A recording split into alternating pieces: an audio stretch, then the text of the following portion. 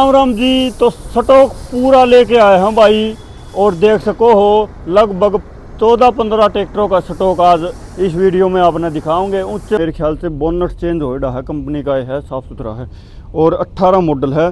और प्राइस की बात करें तो भाई महिंद्रा 575 18 मॉडल 3.5 लाख रुपये में ये ट्रैक्टर आपने मिल जाएगा। ये है फार्म ट्रक चैंपियन 18 मॉडल 3,20,000 में ये मिल जाएगा। और ये है भाई तो पावर ट्रक यूरो B वाली 19 मॉडल 3,70,000 में और मिल जाएगा।